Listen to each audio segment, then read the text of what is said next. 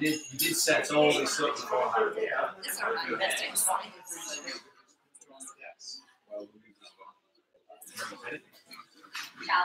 Shout. It's not.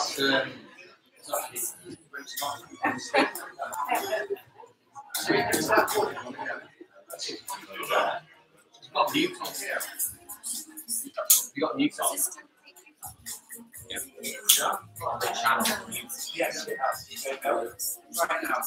Hello.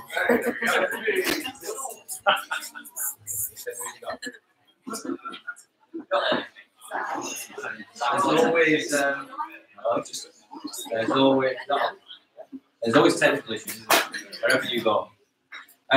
Everybody, a warm welcome to our Entrepreneur Social.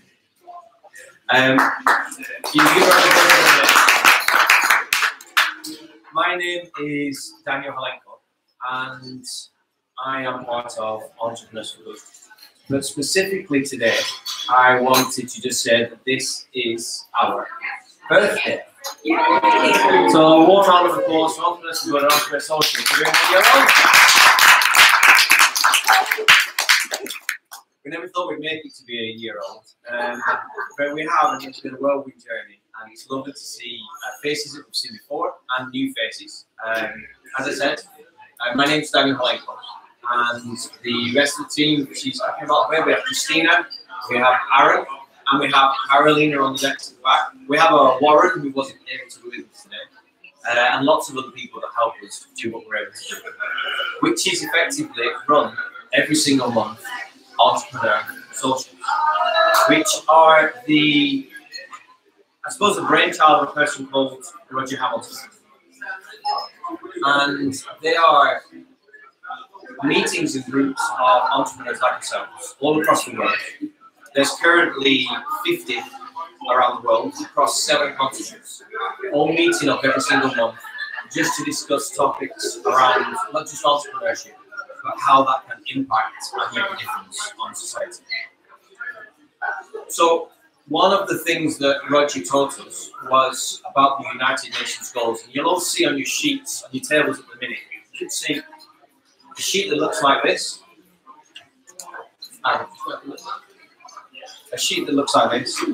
And these are the United Nations 17 Global Goals, which are a framework designed to give some guidelines, some narrative towards different ways that people and businesses can align what they do as a business with something else on the planet that's going to make the planet a better place.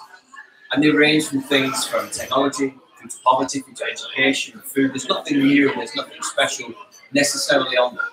But every single month when we do our talks, we look at these and we go back to them to kind of say, okay, what's important and what are we looking at currently? So ever since we got introduced to these, it gave ourselves a bit of a way to put some clarity towards what we do as an organisation.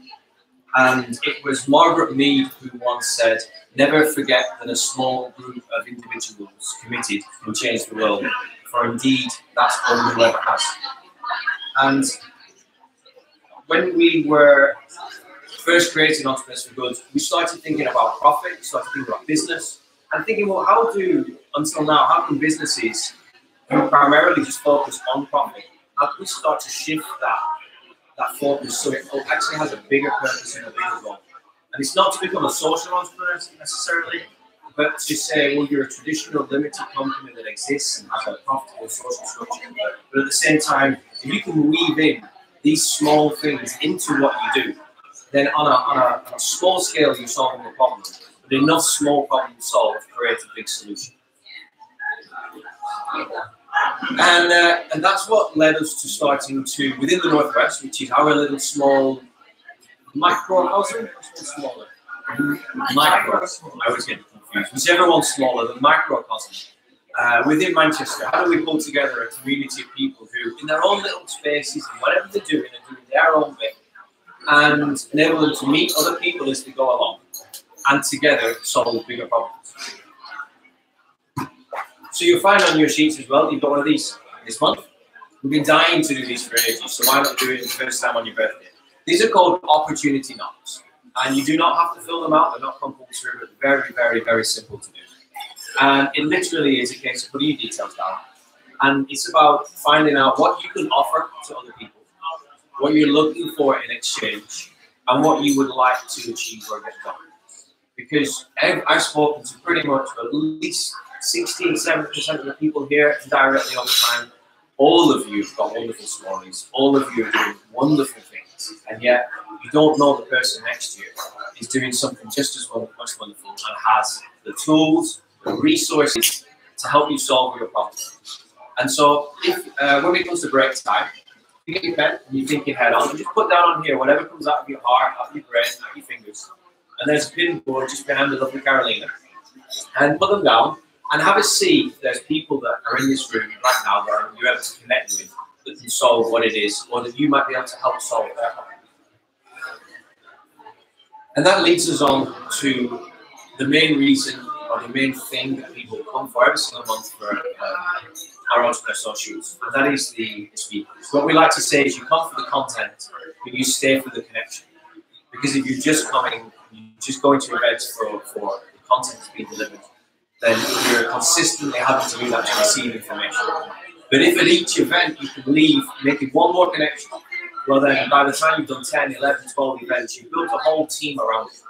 We've had speakers dealing with technology. We've had digital people talking about homelessness and how they tackle homelessness linked in what we do on a digital level. We've got education, we've had childcare, we've had leadership.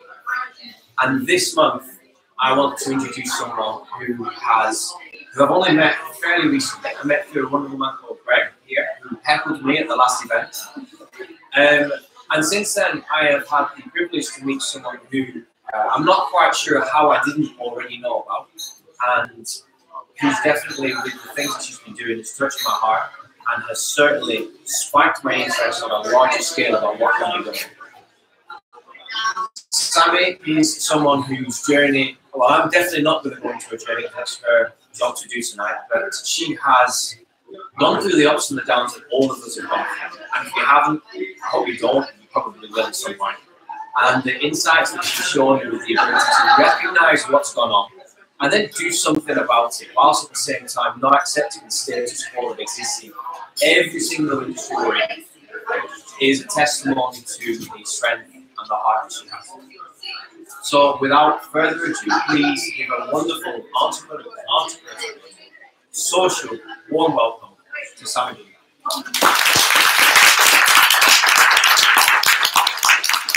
Hello, can you all hear me? So just so I can get a feel for where you're at right now, raise your hand if you already have a business. Okay, that's most of you then. And keep your hand raised if you'd like more time and freedom while you run that business without burning out. Right. The reason I'm sat here now is because I thought I was going to die.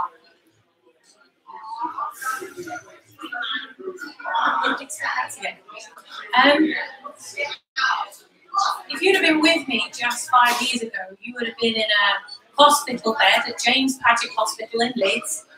I know the War of the Roses and all that, but yeah, I built 5 companies in Leeds, and at that point, I was very proud of what I created, but I was burned out. Raise your hand if you know what burned out feels like, being really just so exhausted that you've given everything. But there's always more to give, isn't there? And you keep going and you keep going, and then you burn out even more, and you don't always recognise that that's happening. So I'm laying there, wired up to a heart monitor, and you've got bright, blinding lights above you, and so noisy. I just remember all the noise and all the people just coming in and out of that room. And the scariest noise was the beeping of the machine next to me. And I was scared. I was really scared that I was going to lose everything. Have you ever been scared that you're going to lose something before? If you've ever been in that place, then who's lost your mobile phone? Have you ever put your mobile phone somewhere and you're like, right, okay, so now we're talking, right? It's that lurch of the stomach feeling, isn't it? And it's the fear of the unknown and the uncertainty. And that was the hardest thing for me, was actually the uncertainty of it. I was absolutely burned out. And the great thing about how tired I was the night before that happened was that we'd been celebrating the winnings of one of our clients. They just hit their 1 million turnover mark. I've created 5 millionaires that year through a system that I'd built that came from here, right? You all have it within you already. You have mastery, you have a treasure chest of knowledge inside of you that will give someone something that they will pay for. Raise your hand if you've got a gift inside you, you know that you can give something to someone. Now, the reason why I asked you to raise your hand is because I can't hear you otherwise, so I need to see visually. And I knew that I had a gift to give, but it wasn't going to happen where I was, and I was giving everything away. And I built this amazing company. I built 5 companies by that point, and I was just burned out as a result of just giving everything away. And this system that I built, it was a knowledge-based system. It was just, look, step by step, follow this for 12 weeks. You will get exactly what you want. I've tested it. I've now made millions of dollars, pounds, and euros for other people. But I hadn't done it for me. I've been doing it for them all the time. And so I'm laid in that hospital just really questioning why I'm there again. And the consultant came through and he said to me, Miss Blindell, if I see you here again, you've been here 4 times in as many months. If I see you one more time, I cannot guarantee what you are doing to your body is reversible. And it just hit home that actually I was killing myself to run that business. It's quite a tough decision, isn't it? You've built something over 7 years. You're doing really well. You've grown something, you've nurtured it, you cared about it. Much like a baby, I guess. And you see it walking and it gives you feedback. And then you continue growing it and it gives you more feedback. But I had to make a decision. And I chose to walk away. You might think that when your business has been valued at 7.8 million, that would be hard to do. But when you get that consultant giving you that news, it's time to make a decision. So, I get out of hospital again, take a couple of days off, and then when I finally plucked up the courage to walk in and have the conversation with my team, I remember driving to the office that day, and we'd had a mill converted in Leeds, a lovely, beautiful windmill that had a mill on the back of it, and we converted it. We had the architects come in, you know, beautiful offices. I pull up into the car park, and as I walk in, you know, we've got this beautiful space, 13 staff, hanging on levels, you know, really lovely in the morning. But I knew that I'd made the decision. I'd already made the decision, and I'd already moved on. Have you ever been there where, like, you've committed to a decision, you've now just got to do that final thing, that final conversation. Isn't it that final conversation sometimes the hardest conversation to have? Well, I was dreading it. So I sat my operations director down in the boardroom, and I shared with him what was actually happening for me and that I needed to go. And unbeknownst to me, he actually wanted to take the company over. And I had no idea, and I've been stressing over this for a long time. What would I do? It was the perfect solution because he already knew the clients, they were happy, we were already familiar with them. And so I gave him a legacy. I gave him a 7.8 million legacy. And I signed the paperwork and walked away. I bought my freedom that day. And I can only tell you from that experience that I had been chasing profit for all of those years. And I had everything that money could buy, but I didn't have that fulfilled in here. And if you've ever been in a position where you've had to chase money for the bills, to get the lights on, and it's not a nice feeling, is it, when you're constantly chasing them? And my body had just had enough doing that. It cost £23,500 a month just to turn the lights on in our offices because of the building, the staff, the team. Those of you that are nodding, you understand what I'm saying, right? And I was just so burned out. My parents, they'd moved to Brittany in France, in northern France, beautiful countryside place. And they'd moved there about 15 years before. And I signed that paperwork and I got on the ferry that night and I went to France and I didn't know how burned out I actually was. But it took me 3 months to recuperate from the stress of all of that. But you know when you actually have a rest, that your brain starts working again? Well, I retired. I had no intention of ever going into business again. I was done. But then the brain starts working, doesn't it? And I'm in the middle of nowhere, in the countryside, pretty much zero. And my brain starts working, and I start thinking about all the dreams that I actually had, that I had let the business consume. And after 3 months, my creativity had started to come back. And I started, that little spark inside of me started to come back. And if you've got that little spark inside of you, that you know that there is something bigger in the world that you could create that you're not doing yet, really just open that spark, let it grow and let it grow. Just see where it goes. Because as I was laying there and I had this time, fortunately, to think about my next move, I started to think about what I'd actually done wrong. In those 5 businesses before that point, where had I gone wrong? And how did I end up here? And I can really put it down to one key thing that I want to share with you that I really would love for you to take away tonight of anything that I say. And that is, please follow your purpose rather than the profit. Please focus on that purpose. Because it wasn't until I started thinking about what would I create next. I thought, hang on, I've been doing it the wrong way all this time. I've been focusing on, this is my talent, this is my skill, who can I sell it to? What if I were to think, what life do I want? And how can I get clients to pay for that? And it was a very different way of thinking. It was a completely different change of mindset, one that I hadn't learned anywhere, that was for sure. And I thought, okay, so if I'm going to build something that's going to be purposeful and it's going to give me the life that I want, what do I need to do to even think about what that vision would be?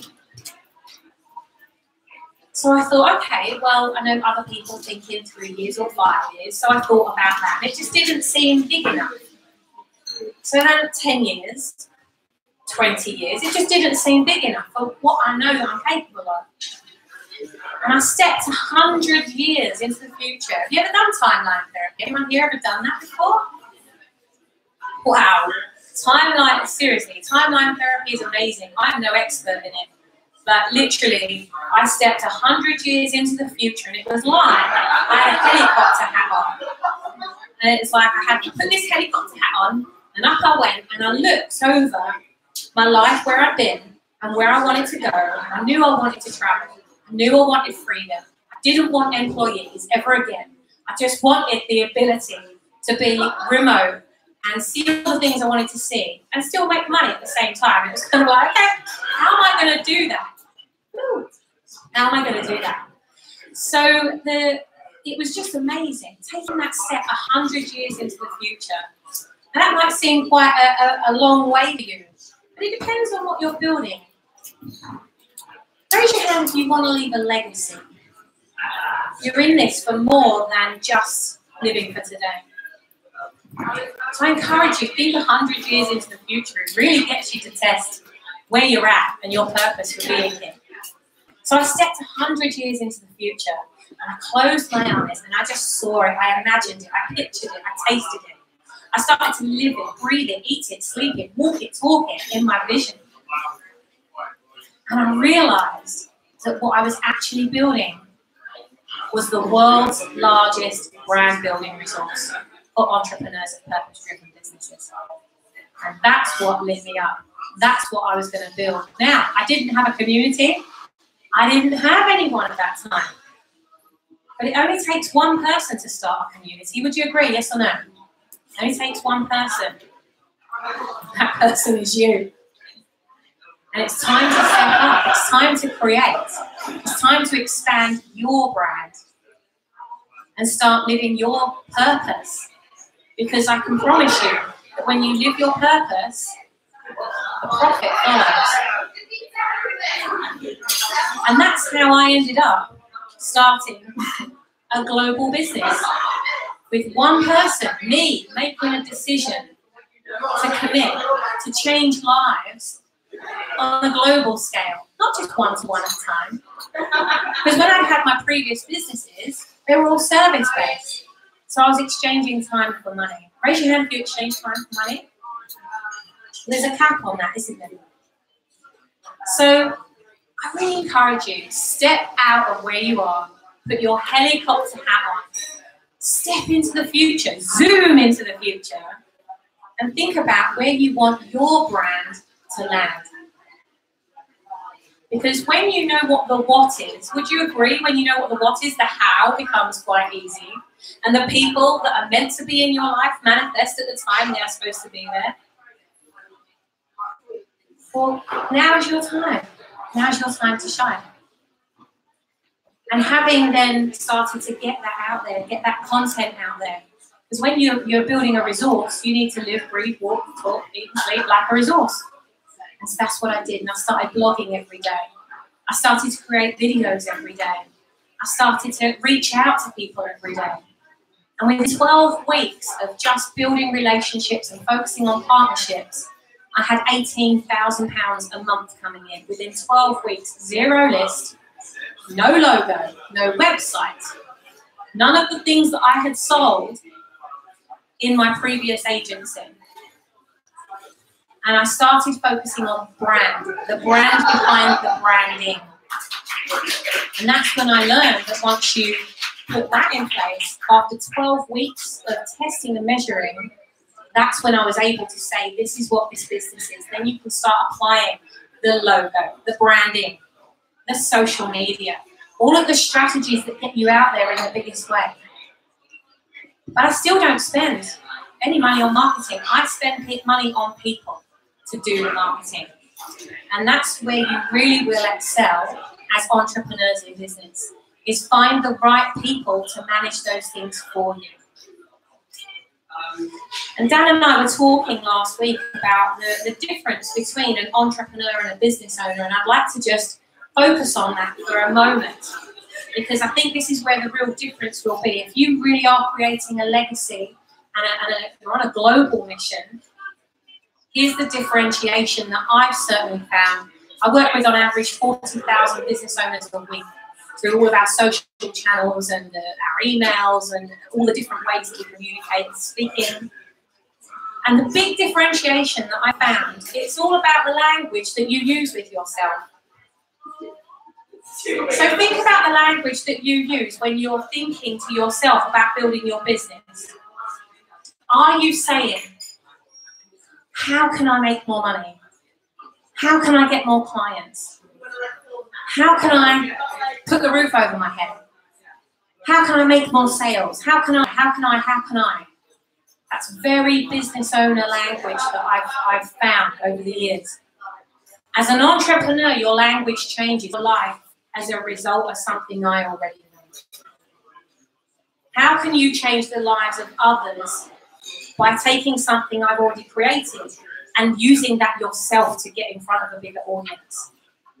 How can you? See the difference in energy around those two things? Do you see that, yes or no? Well, think about your language and what you're using when you're thinking about your business and expanding your brands, personal brands and business brands, whatever it is you're building, think about that language. Because the minute that you get into the how can I zone, it's when your energy shrinks. And the only person you will really help then is yourself. And you'll get stressed that way, and that's what burns me out. When you step into the power of the gift that you have. Because you all just told me that you have a gift inside you that the world can benefit from, and that's why you're here. You are part of the Entrepreneurs for Good community because you are doing really great stuff. Yes or no? That's what you're here for. So take that talent, take that gift, and get it out into the world. And be brave. And if there's ever a point that you feel self-conscious, raise your hand if you feel a bit weird about doing videos and getting out there and podcasting and getting that visibility, right? Here's something that I learned that completely flipped my thinking on that I hope that you can take with you. Because I used to hate that. I used to hate it. In fact, I stand on a lot of stages now, partly because of these two ladies that have just walked in. And you wouldn't have got me on stage. You would not have got me on stage. This would have been like my worst nightmare, to sit here in a group like this. And I call myself a reluctant leader, because I have something inside me that I can't possibly stop. And you need to just really take that step back and realize that you are a vessel. This isn't about you anymore. You're a vessel, and you have a message, and you have mastery, and you have a pedigree behind you. You don't need any more qualifications to get out there and start serving. And you can start serving rather than selling when you have that energy that you come from. You'll never sell another thing in your life if you focus on serving, because the sales will happen. Focus on building trust currency rather than financial currency. You might want to write that down. Trust currency is the currency of today. Financial currency, you'll keep chasing it and it will make you ill. It will never be enough. Trust currency is the currency of today and the currency of the future. And the more trust you have, the bigger your brand will be. And when you have a brand, you have reputation. When you've got reputation, you have trust. Trust creates credibility. Credibility creates customers. Customers create cash flow. So think about where you are now and where it is you want to be. Where would you go if you had your helicopter hat on? Where would you go if you were building a legacy?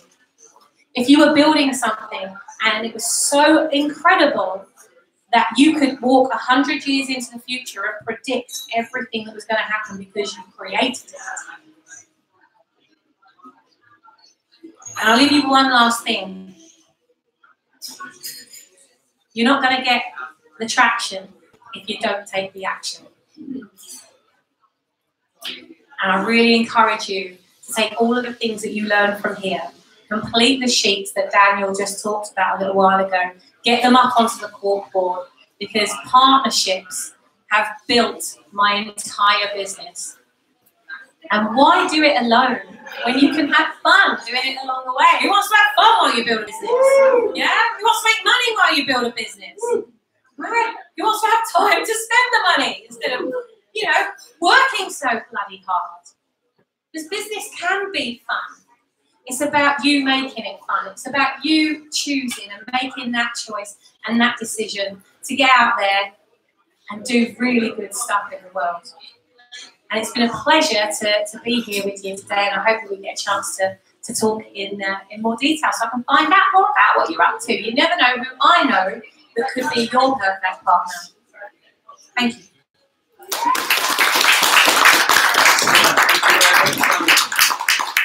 Okay, guys, so two things. The first thing is that we're going to go for a break now. And during the break, it's always a really good time. Everyone's always got questions, but they're always buried beneath layers of self-consciousness and various other things that we put on top of ourselves. So just break off into a couple of groups, and there'll be reasons for that in a minute. During the break, have a go at filling out the opportunity box and put it on the corkboard, as Sammy just reminded yourselves. And then within your groups of 3 or 4, just think about everything that's just been discussed.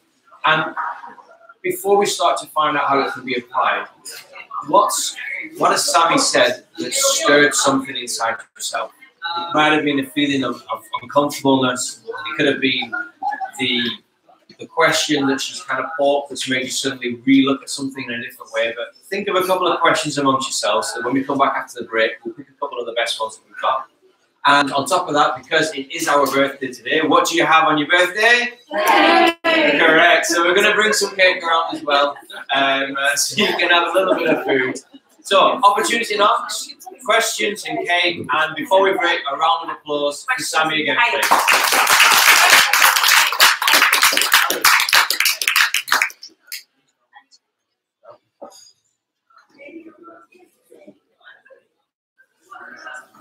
I'm intrigued by this horse.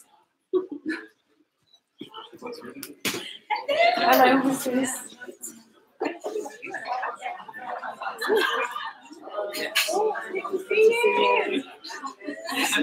We come via the motorway of life.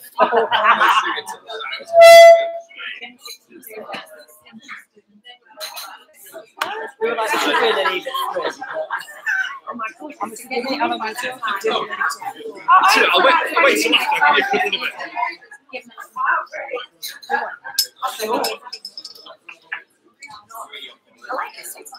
I love those things.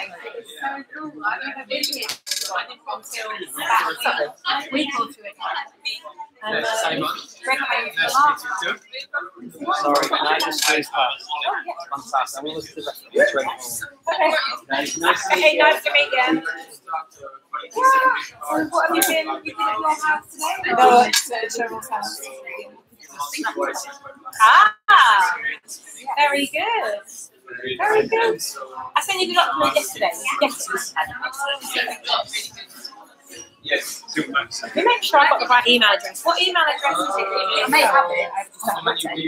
Oh, okay. Let me just make sure I'm liking those. Right, I'm coming out. Yes. That's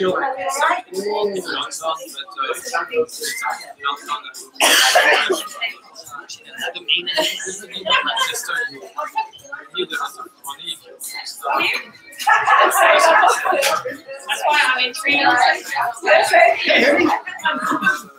I wanted to use Blindell. Good, how are you? Good. It seems to be the market for what I do. But my plan is to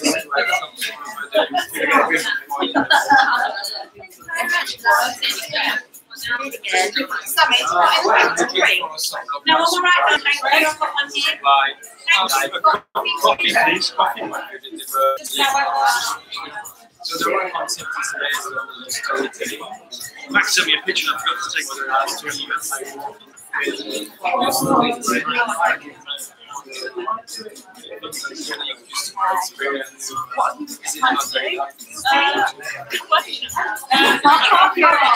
Sorry, just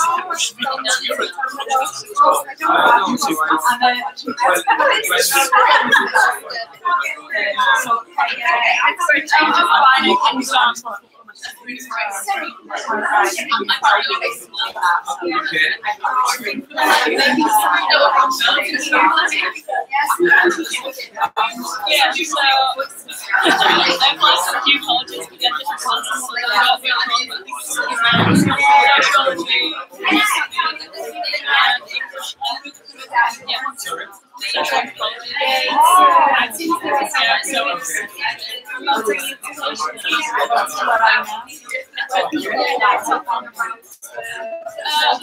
Initially, revising student citizens, I've never revised before, so I'm from school, but no, I've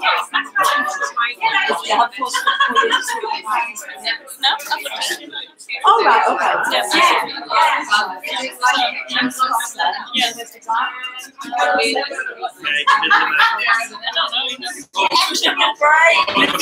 She's got it all planned out.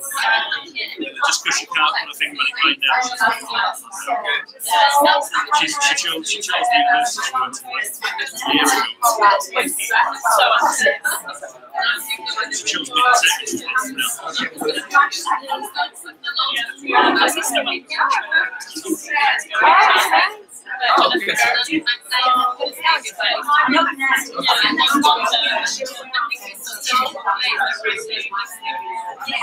I was a student at Blindell College.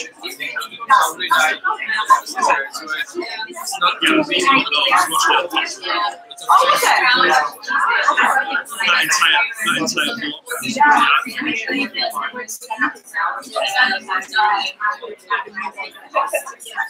We went six colleges now. Used to be a gym.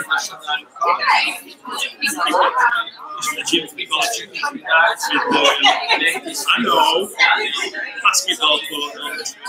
It's your fault that the college is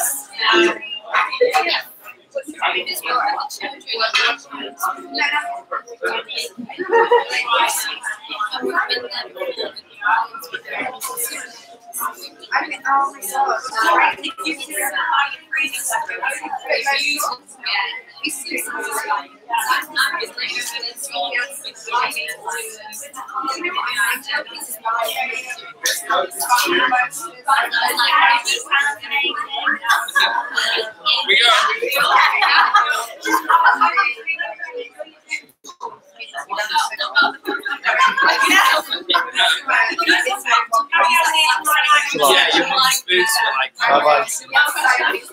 it's like pouring down the rain.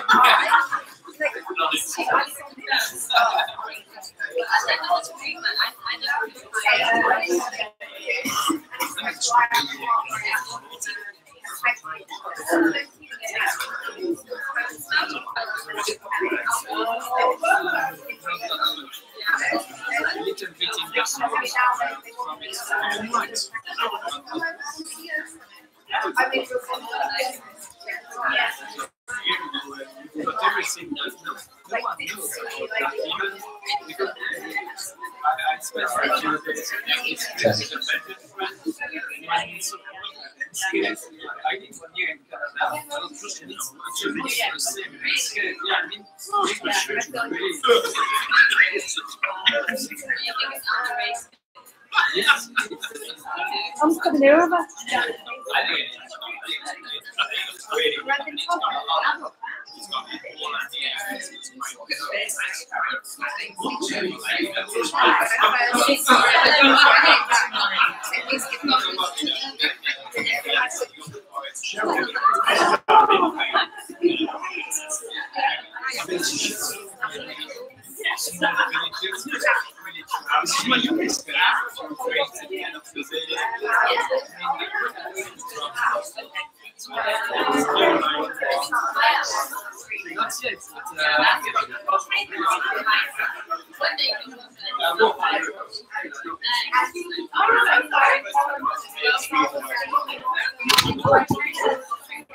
You're okay. You're okay.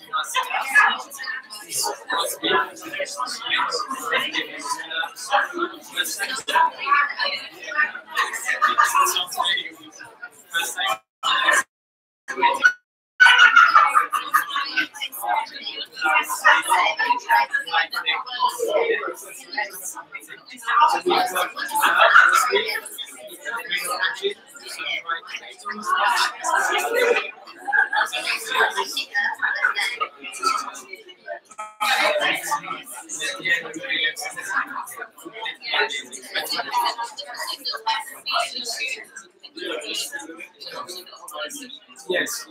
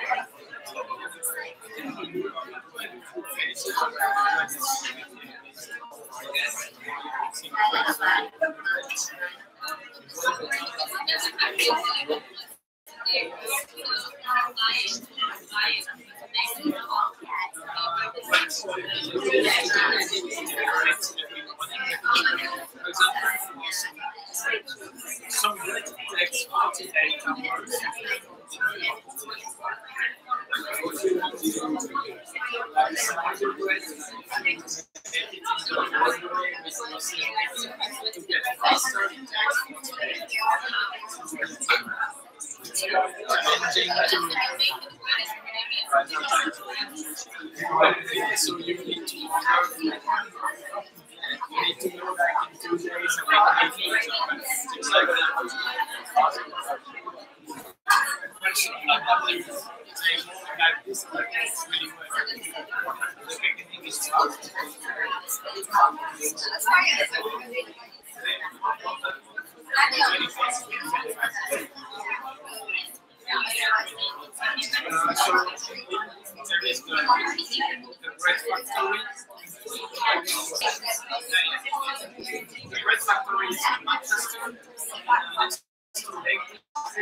Okay, guys, last 5 minutes to start finishing up soon. We're going to get right into 5 minutes. Yes, let's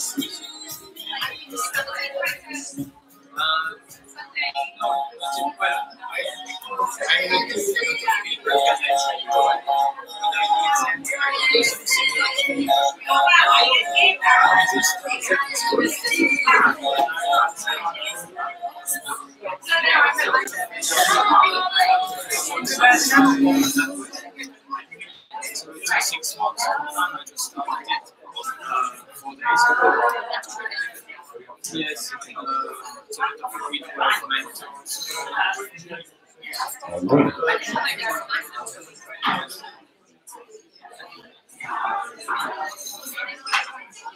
Okay, guys, are we all back? Did you have a nice little lunch break and some cake? Yes? Super duper.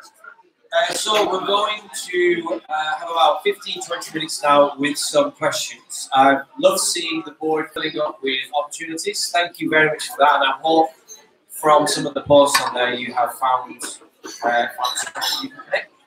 So I'm going to just start by just asking, the minute you broke off into your little groups, are there any immediate questions just to kick us off with that you'd like to ask Sammy? What's here? Or at the back? You shout it out then, Ellen, I'll repeat it. Fact. Fact. What do you want to ask?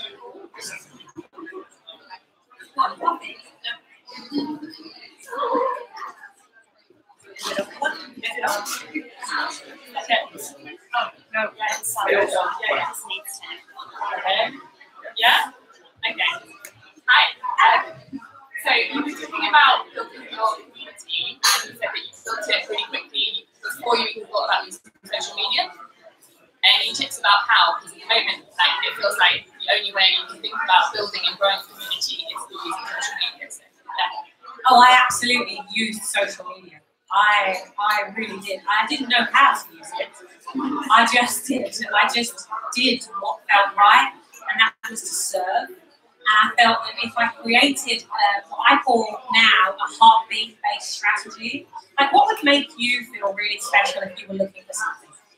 Treat people as you expect to be treated.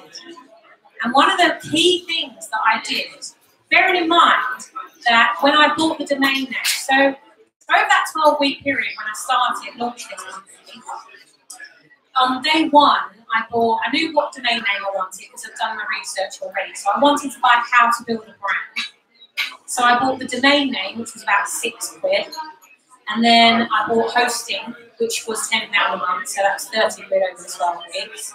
And I bought a WordPress blog template, which was about £30, 35, something like that. So way less than 100 quid. That totally started me off. Bearing in mind that I sold the business for £1. I took £1 in exchange and walked away. So when I sold that, so I had no contacts because I'd sold them with the business. I couldn't contact any of them because there was a contract for 18 months. A bit like garden leave. Have you heard of garden leave before? So I couldn't contact even friends that had become clients. I couldn't even contact them. So it was how, it's in your moments where you have the least resources that you get the most resourceful. Have you ever found that? Right? And you get the most creative. So I got resourceful. And I needed to use, because I walked away with nothing. So I needed to use something that would build a network very fast, that I wouldn't have to pay for marketing, that I could do myself, because at that time I had more time than money. So I just got really creative and I thought, what could I do that would make the biggest impact? And I just put a question out on social media using Facebook, talking about brand, because that's my topic. So really think about what word do you want to get connected to? So mine was brand. Although I built 6 companies and I'm going to think or two about building them, and certainly making lots of mistakes while building them, I knew that I wanted brand to be the thing, not business, not anything else. It needed to be brand. So I set out on that day one thinking, well, how could I give really relevant content to people? And the real thing behind that is just ask.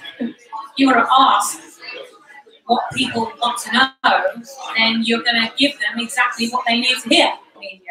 First of all, on my timeline, and I got a couple of people responding to that. And then I thought, well, hang on, where can I go where my ideal clients are hanging out in the highest concentration? So I went and found some groups on Facebook, and I applied to join those groups. Well, entrepreneurs was my main focus, so I chose groups that had over 1,000 entrepreneurs in it, and I asked the question in there. And I said, I'm going to be speaking for 2 hours on the topic of how to build a brand. What are some of the questions you have around building a brand that I could answer? And I got 21 responses in one group. I got about 19 responses in another. And I friend requested all those people. Because I had about 3,000 friends at that time. And I just friend requested the other people in the group that have responded. And I answered, I just answered their question. I got my iPhone 4S at the time. And I didn't have a tripod or any of this fancy shit. I just literally, it was blue tacked to an ironing board, I believe, just so that it would stay still. I mean, you get creative, right? So I remember the very first one I ever created was for a lady called Lisa Pattenden. I don't know for us people in London that know of Lisa. So Lisa had asked this question, how do you build a business brand at the same time as a personal brand? Well, great question. And I didn't think about it because you've got it all in here anyway. And so I just got my iPhone, put the video on. I said, Lisa, thank you so much for your question on how do you build a personal brand and a business brand at the same time. And if you, like Lisa, also have questions about this, over the next 60 seconds, I'm going to answer that for you. And so I just answered the question, and then I said, and if you've got a question, please put them in the comments box underneath this video, and I'll make one for you too. And I just kept it really happy, just me. It was just me. And by the way, I was shitting myself creating that video, that very first one, right? Because I hadn't really spoken on camera before up to that point, not properly, and all of a sudden it meant something. Because I've been doing it for other people before. Well, now this was my thing, and now it meant something for it to be successful. So I went and found a picture of my ideal customer on LinkedIn. And I printed it out and I stuck it just behind the camera, so I felt like I was actually talking to them. And it worked because I was myself while I was talking, rather than talking to something that was giving me no feedback. And, like how do I know if this isn't working? I don't know. Did I press record? Did I forget to press record? Did I do, you know, damn, it was my best piece of content and I forgot to press record, you know, like I've made all these mistakes. So I just did that. So I then upload the video directly to Facebook, tag Lisa and I say, Lisa, thank you so much for your question on how to build. So I'll put the question in there. That's basically the keywords. I tag Lisa in, saying if there's anyone else that you know that needs this information, please do share it with them. Lisa gets the message. She says, you made a video just for me. Share, share, share, share. In all of our groups, the business went viral in 12 weeks. Everybody knew who we were. And in fact, these two ladies knew me when I was burned out. They knew me when I moved to France.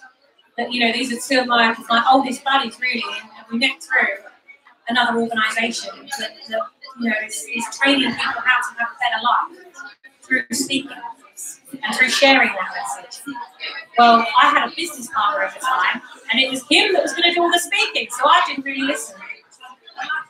But when he left the business, I then had to step up and I had to start speaking. And that's when I realised that, you know, I'm a vessel, actually. It's not about me. It's not what I sound like, my Cockney accent. It's not about that. It's not what I look like. You know, it's actually, it's what you give to others. So ask what they want, give them what they need, and build relationships. And it's a trust-based strategy. And over that 12 weeks, my God, honey, it was just phenomenal. We started on day one.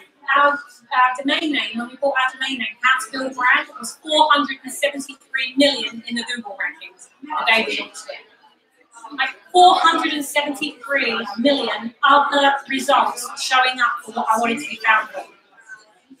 Pretty daunting, right?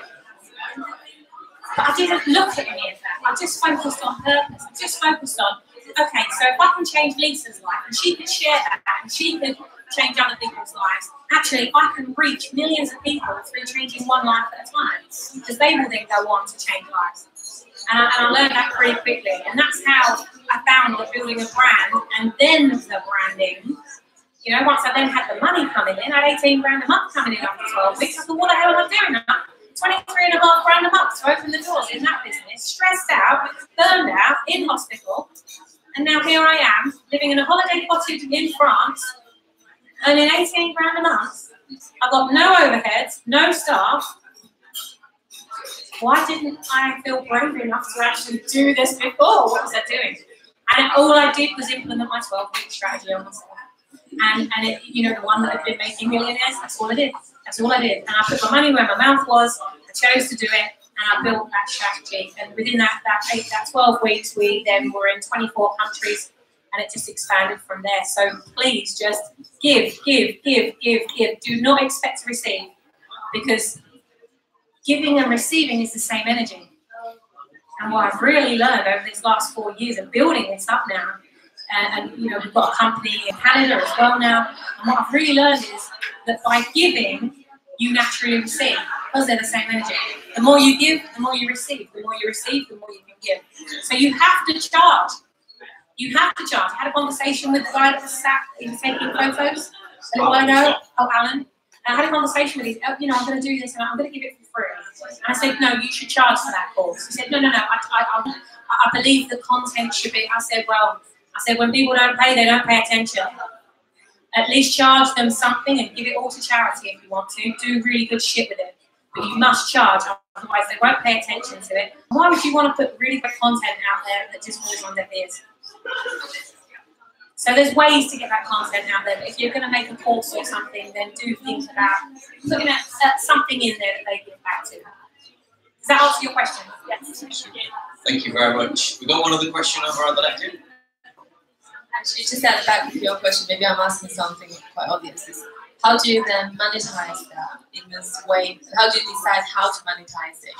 Where do you charge? How do you charge? Do you mean when you're using social media? Yeah, I guess once you build your brand, you know, how to then attract people wanting to pay for what. So when you ask those questions and you get a ton of people telling you what they want to know the answer to, every single one of those things is something that can be turned into content that will be chargeable.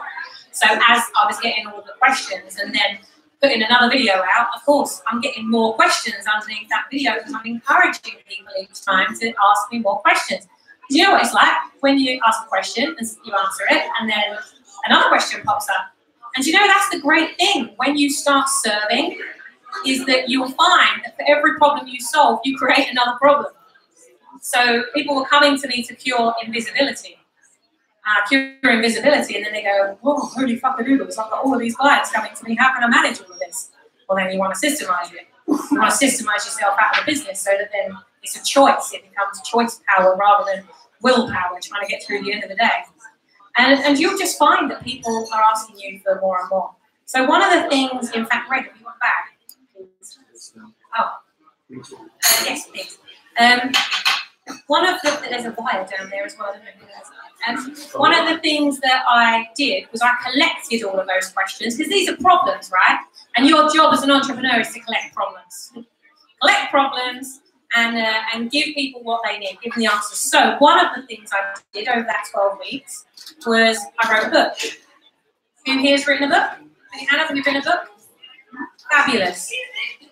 The world needs to know about the book that you have inside you. You've got a book and nobody knows it's there, like that treasure chest that's just locked away with a freaking padlock on it. You might as well be sat on it, kind of kicking it like a kid full of treasure, you know, and the world needs to know that that exists. So that's one of the things I did in that 12 weeks. My grandma died. A bit of a tangent there, wasn't it? My grandma died. There is a reason to this. The week or two before I moved to France, it was really close. And I remember being on the ferry, and I'd been meaning to write this damn book for ages. And I was on the ferry, and I'm sitting there on my way over to France to make sure my mum's okay and that you know, everything's all right. And as I'm sitting there, I'm just thinking, do you know what? If there's one thing that I would want to do that I know would have made my grandma so proud, that would be to get the legacy out of my head, because she didn't leave anything like that. And I really wish, you know, when people die and they die with the stories inside them, and I thought, I've got to write this book. And so while I was over there with my mum for that week, I wrote 6 chapters of this book in about 7 days that I was there. I've heard a lot of excuses, and I don't think there's an excuse that you could give me that would stop me from saying, nothing will stop you from getting out there. What will stop you is thinking about yourself and do I know enough? And me. Remember the business owner mindset? What if I can't write? Oh, what if this happens? Oh, what if I put it out there and people reject it? What if I'm a failure? How could you be? You will never be. So all the strategies that are in here, there's over 50 proven strategies to grow a business in this book, came from the questions that people gave me over that 12 weeks. During that same 12 weeks, because of the questions I got asked, I was able to then create what we call a branded system that I turned into a product. And I charged £1,000 a month for that product. And the rest is history. Because once you've got that much exposure, once you've got that much exposure over a 12-week period, there's a lot of trust there. Remember what I was saying? Trust creates credibility. Credibility creates the customers. Customers create the cash flow. Well, by the end, but it got to about week 9, and I could start asking for the money for this course because I built so much trust, and I knew what their problems were. I knew what they needed. I did some little audit calls with people, and that's when I started to really convert. So I found that there's a really nice heartbeat to your business when you start getting that visibility, and when you start serving. It takes on average 12 weeks to go from conversation to conversion. And I've tested it again and again and again. And I created a 5-step mini course on it. I created a 5-step mini course with a 90-minute masterclass on that exact 12 steps that I do. And I do it every 3 months.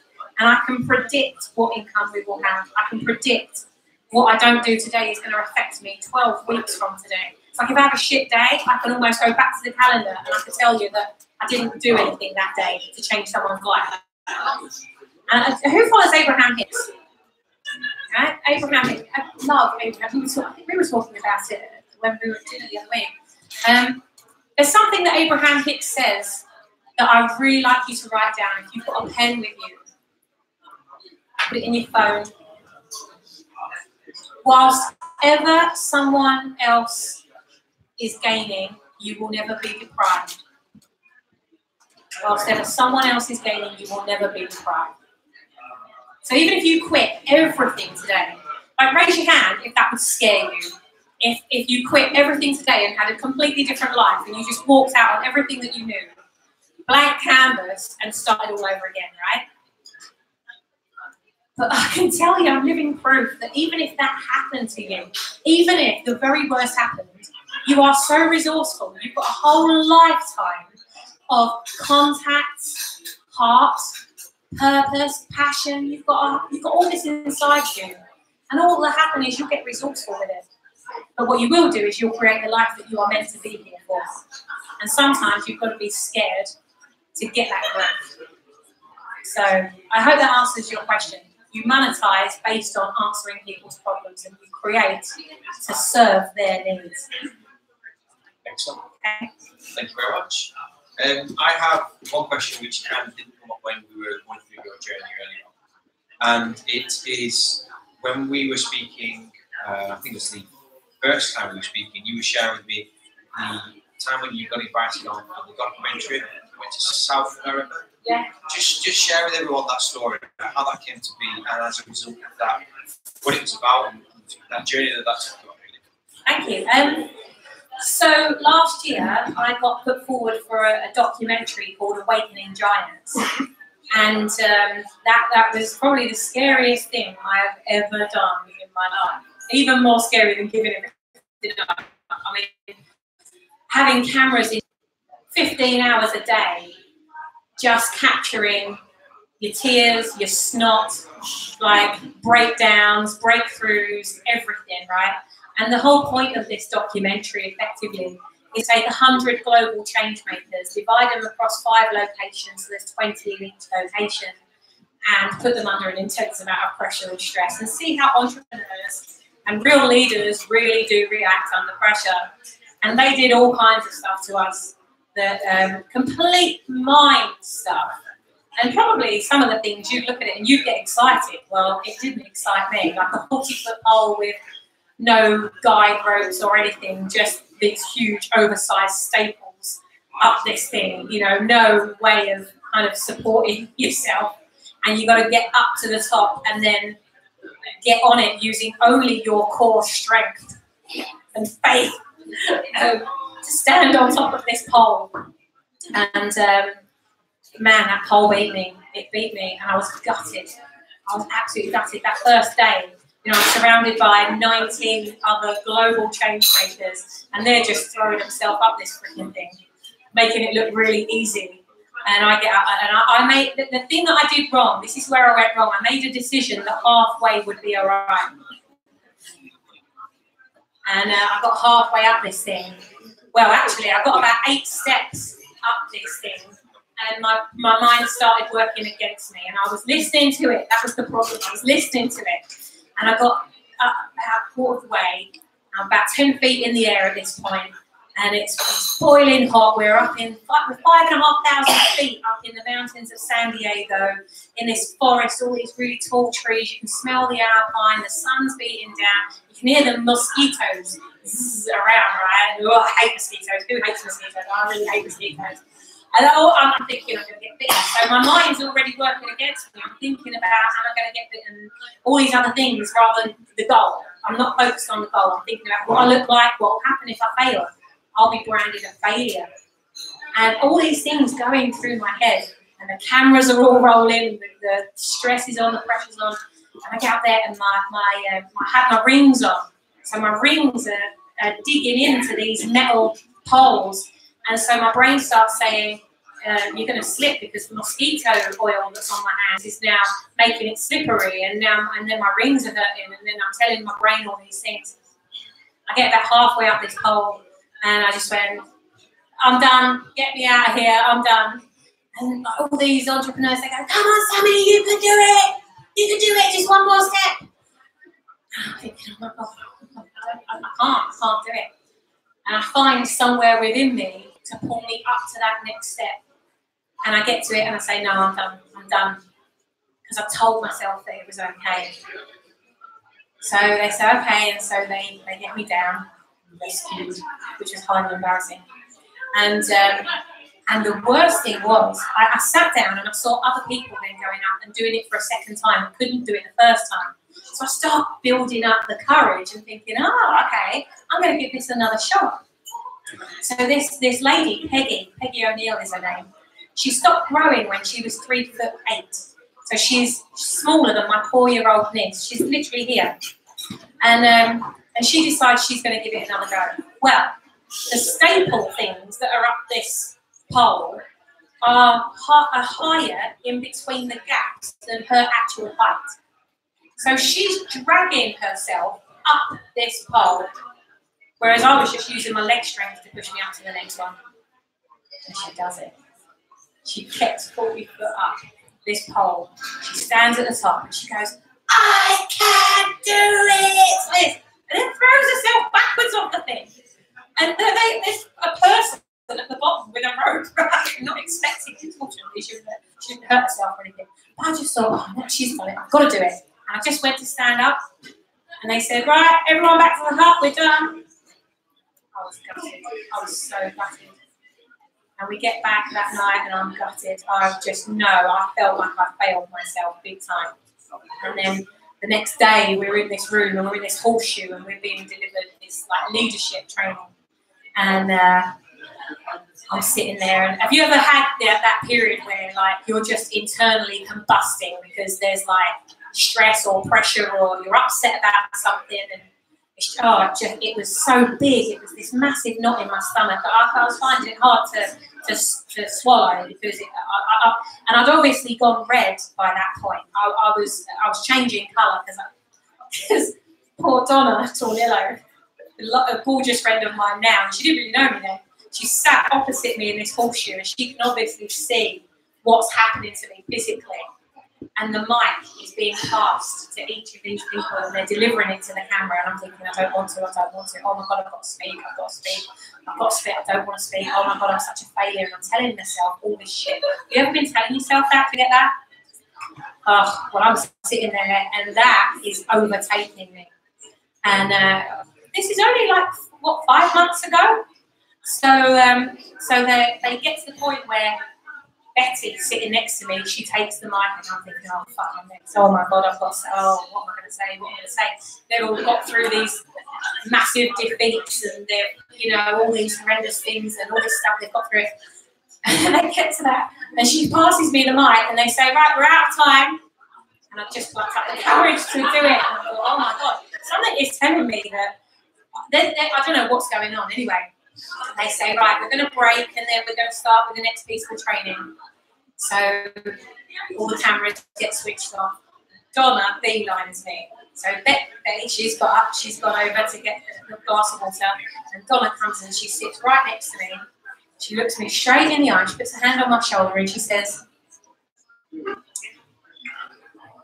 I've been told you need a hug. She looks up at the sky like this is divine, this message of business. I've been told you need a hug. Do you need a hug? Well, I just went and I cried on her shoulder. Oh my God, I was just beside myself. I cried so much. She was so big, God bless her. And afterwards she said, when I calmed down, after about 15 minutes, they paused the filming, like everyone was standing there really awkwardly wondering what to do with me because I was just like having the worst breakdown. And she says to me, Sammy, what on earth has made you so upset? What could have upset you this much? I said, well, I hate liars. I can't stand liars, Donna. She said, who on earth has lied to you? Who's lied to you? I lied to myself that I couldn't get out that hole yesterday. I told myself a big lie. So, I'm lying about that. What else am I lying to myself about? It made me question a lot of things that I'd said no to. Videos I hadn't done because I was too fat. Things that I didn't get up on stage to do because I was self-conscious. People who I didn't serve because I didn't believe that I was good enough to do it. All those years that had mounted up and had just built up within me, and I just thought, you know what? I didn't make my goal big enough. And if next time I'm stood at a 40-foot pole, I'm going to imagine that's a 100-foot pole, and I will overachieve every goal that I ever set for myself. And that's what I've done every day since. And it's a real lesson, you know, like, just really think about it. How often do you lie to yourself that you can't do something? It doesn't matter how big your company gets, or how global you are, or, you know, how many stages you speak on, how many videos you've made, how many millions you've got on the bank. It means absolutely F all if you're not serving yourself in a way that you are able to replenish to serve others. So just be honest with yourself. You can do a lot more than you think you can. And that was just one of the things they had us do. They had us swimming with sharks. They had us get on horseback with no saddle, blindfolded, slapped its ass, off you go. Yeah, that was a lesson of control and trust. But, you know, but they put us through a lot of things. And yeah, I actually loved the experience. Hated it at the time. Hated it.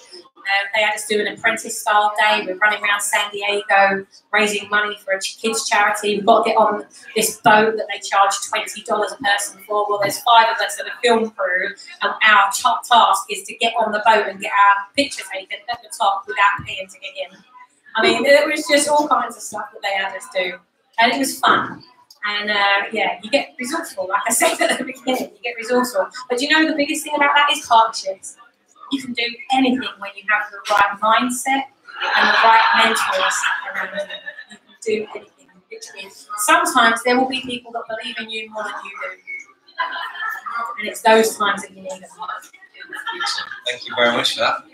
So there's tons of questions, loads of questions I want to ask you actually. But we do try and keep these as tight as we can, just so that we respect everyone's time. We will have time for one more question. So I would like to ask to come from external. Is there anyone else that has a burning question or anything they would love to ask? Beautiful gentleman. Yes, sir. So you talk about finding your brand, and I think we all have a feeling about what that might be, but we all also have a question in ourselves too. Is that really what it is? And so, kind of, have you got any advice or thoughts on actually the way to work to find what your brand is, and then the way of kind of ensure that you are on the right path and that you are making the right choice? Thank you. Yes, absolutely. First of all, I think it's important to understand the difference between brand and branding. What would you say, just so I know where you're at? What would you say is the difference between brand and branding? I'll open up to the floor. What's the difference between those two things? Carol? Branding is the look and feel of your brand, so your logo, your colours, your website, etc.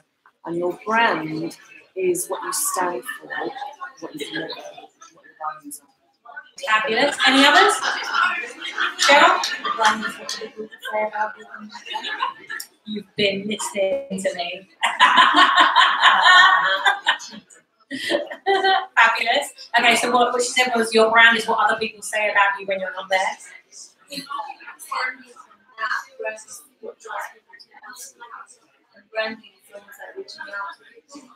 Interesting. Okay.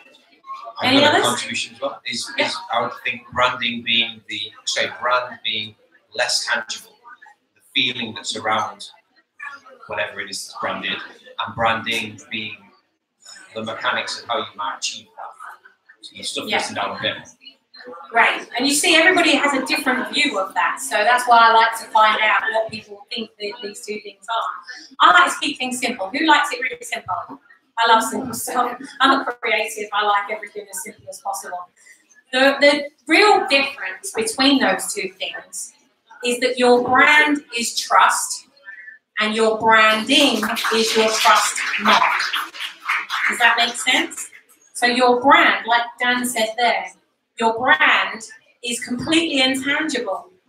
You know it's there, but you can't see it. Like values. You know they're there, but you can't see them. They are just a demonstration of who you are. Whereas your branding is the trust mark. It's the identity. I call it a sorting device. It's the logo, the website, all the things that your logo would sit on. That's your branding. And the main thing that you really want to focus on before you even think about branding is the brand essence. So what do you want to stand for? So what is it that you stand for as a business? What do you stand against? One of the reasons I set up the community that I did, the Brand Builders Club, is because I stand against parasites that take other people's money and do not deliver on their promises. I stand against the amount of people that I come across every week who have spent $5 grand, 10 grand, 15 grand, $20,000. I was in Canada a few weeks ago, and one of the people in there, they'd spent $20,000 on their branding and their website 2 years ago, and they still didn't have any of it to be able to go out there and do business with. I mean, it's happening, it's an epidemic, and it's happening everywhere. So I stand for small business owners being able to get the mentoring and the marketing support and the help and advice that they need. I don't deliver any of that stuff. I see my role as when people pay me to be a part of that group, I put the right people in front of them so they don't get left out. So that's one of the things that I stand for. That's a value that's very strong to me. Quality relationships, community, and championship of each other at all times. So the real answer to that question is, what do you stand for? Because that's when you live, breathe, eat, sleep, walk and talk that, you can't go wrong. There's no inconsistency when you do that, because you're completely congruent with who you are and who you're showing up as. And remember that every conversation you have, whether it's sending a video to someone, whether it's being interviewed, standing on a stage, turning up to a training session on a Saturday morning when everybody else is wearing their pajamas. Who do you show up as when you show up? Do you get dressed? Do you get prepared? You know, it's a classic entrepreneur thing, isn't it? Dressing down entrepreneur. Half the time you see me on video, I'm only dressed from the top up. I'm wearing pajamas. I'm adding that bit in because I realised what that sounded like.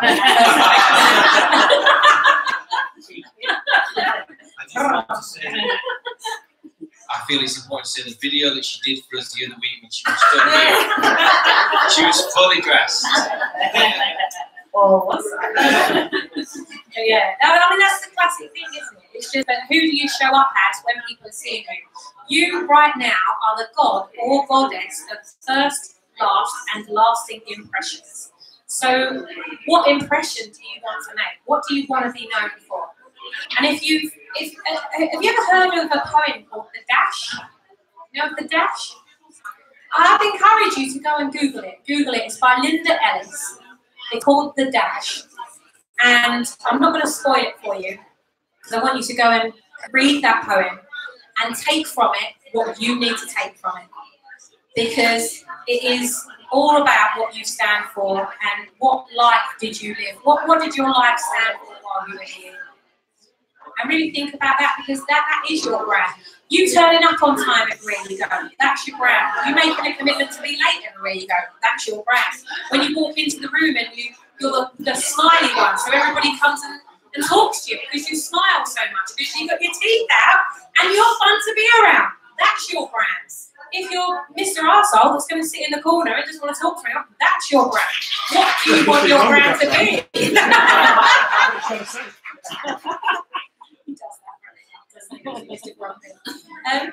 But seriously, you know, you get a choice, and right now you can make a decision that today is the first day of the rest of your life. You get to live it how you want to. You get to breathe it how you want to. You get to choose people how you want to. Very good friend of mine, Nancy Matthews, she's got the Women's Prosperity Network in America. They've got 15,000 members across America as part of their network. And we stay with Nancy when we go over to America, and she's just phenomenal. She has a philosophy, which I absolutely, wholeheartedly believe in this philosophy, and it's called The One. The One philosophy. You can Google it and you can find it, Nancy Matthews. The One philosophy. She believes, as do I, that there will always be one person that shows up for you. Like it might be you're thinking about you need someone to do a website. That person will show up for you. They'll be the one. That's the one I need to talk to get me to where I want to go. And you might meet someone else. They're the one. They're going to get me to that next thing. But what if you were the one for everyone? Just think about that. What if you showed up every day as the one? And that you could be the one for every single person that you come into contact with. And I think that's a beautiful way to touch the world. Be the one. And a beautiful ending. Everybody, a warm round of applause for Sammy. So